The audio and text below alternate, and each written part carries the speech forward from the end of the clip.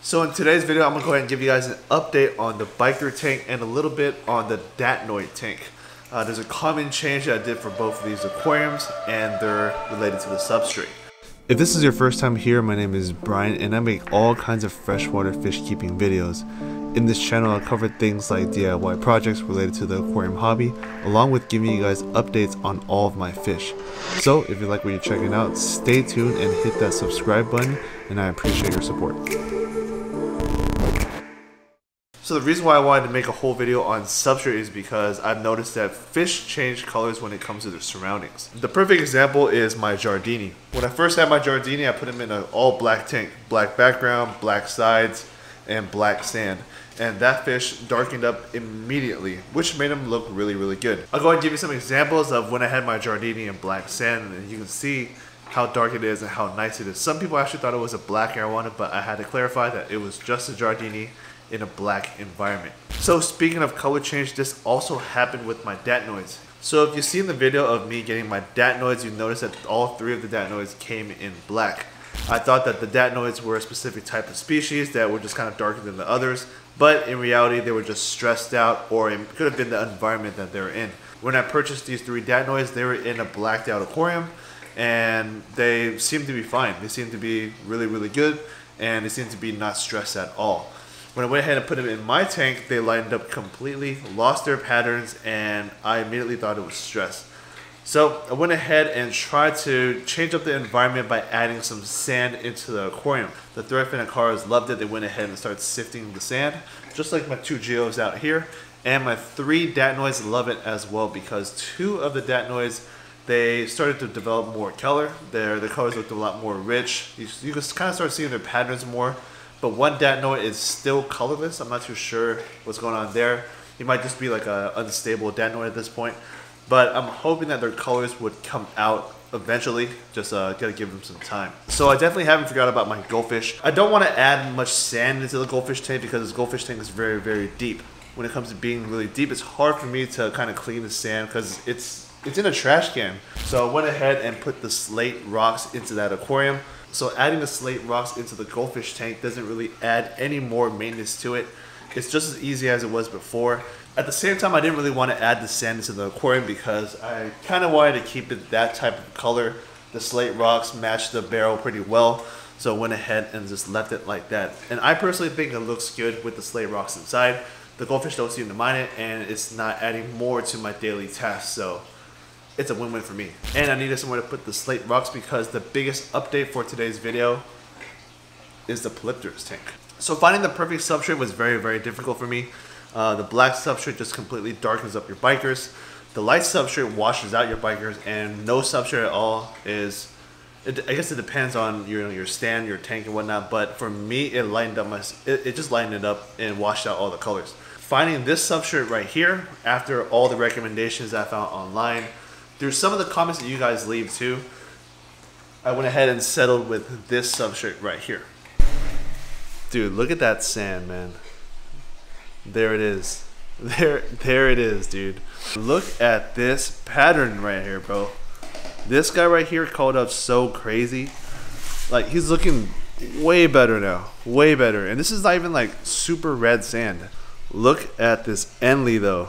When it comes to like the bikers and stuff, you want to get that super blood red sand. I know that there's a brand out there, it's called like Azul or something, and it's kind of expensive, but it literally looks like your biker's on the red carpet. Like, this sand is not even red enough, but as you can see, this biker looks amazing. Like the contrast that comes out from the bikers after putting them on the sand, it's completely, it's like night and day. I'm gonna go ahead and show you guys what this biker looked like on bare bottom. You see how it's really washed out compared to how it is now.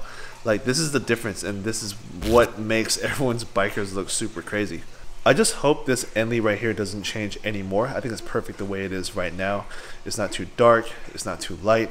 The color contrast is very good. The patterns show very well, and it's looking really good. As you can see, it looks like a monster. Like, it contrasts really, really well on this substrate, which is nice. Like, look at this lap right here. You can't really see its patterns or whatnot, but as you can see, its colors are kind of coming back. It's darkening up. It doesn't look super washed out, and it looks really nice. The geos didn't really change too much.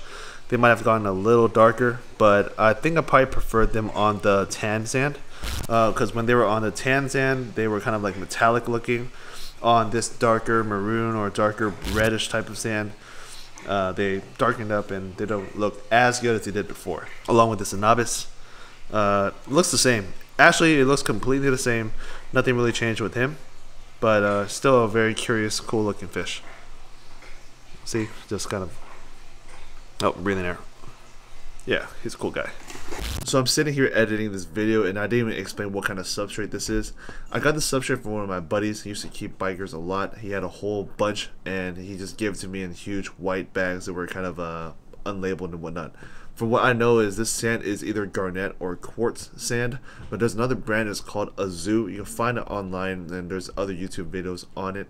The sand is really, really deep red when it's Azoo, but when it comes to garnet or quartz sand, it's kind of a dark reddish color, and sometimes it can even be purple depending on the color of your light.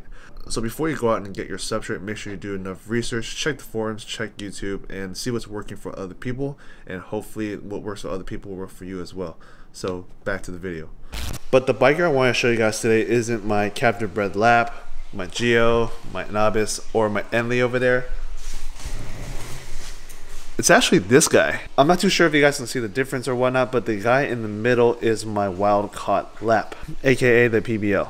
Out of all my laps, this one changed the most. As you can see, the patterns are looking really, really good, and this is the main reason why I wanted to change the substrate in the first place. I kind of knew that the other two laps wouldn't change too much or too drastic, and that I also knew that the Enleys would just kind of darken up in color. But this one in the middle though, I knew that it was going to look completely different, and as you can see, it's looking awesome. Like, you can totally see the patterns and whatnot. If I didn't have this specific biker in this tank, I probably wouldn't have changed the substrate. I'm not too fond with the red sand compared to like the tan sand or the black sand, but since it changes the looks of my fish and it makes them look a lot better, that's why I went ahead and went with this substrate. But as you can see, the one in the middle is looking very, very good. Now I kind of wish that my other two laps are wild caught like this guy. This biker right here is my best looking biker. As you can see, they're all just yawning. I don't know what that means, so if you guys know what that yawning thing means, let me know in the comments below. Then you got an Enley back there sleeping or something. Let me go ahead and give you guys a side shot of this Enley right here though. I think this one's a wild caught, but if not, let me know so I can know what it is. From the shape of this one's head, I would have thought it would be wild caught, but from the shape of its fins, it kind of makes me lean towards captive bred. Maybe if this one was wild caught, its colors would be a lot different too. All in all, I think it still looks good. I don't really think captive bred or wild caught really affects Enleys. The patterns still look the same. But when it comes to the laps, it makes a huge difference. As you can see, this one is kind of developing its patterns. I'm not too sure if it needs more time. But that one back there though, this one, my guy, this one's looking real spicy. I'm hoping that these two laps will eventually develop color like this one right here. But I'm starting to think that these two right here is a completely different subspecies of Lapridae compared to this one right here. That's why it's so confusing when it comes to laps and PBBs. Although this one does look like a PBB, it's considered a Polypterus lap. The PBBs are the ones with a lot of finlets, and I don't think this one has enough finlets. I'm probably going to have to spend some time counting it, but maybe eventually when it gets a lot bigger. But this is what my wild caught lab looks like compared to my two captive breds. If any Polypterus fanatics watching this video and you guys think this is a PBB, go ahead and leave it down in the comments below. I hope you're a Polypterus biker. That'd be sick. So I hope you guys learned something cool from today's video. The message was the fish's environment can positively or negatively affect the appearance of your fish. So I hope that inspired you to maybe change up your aquarium a little bit if you're getting a little bored, or maybe change up your substrate to change the look of your fish. So I'd like to thank you guys for watching. Stay tuned for the next one, and peace, guys.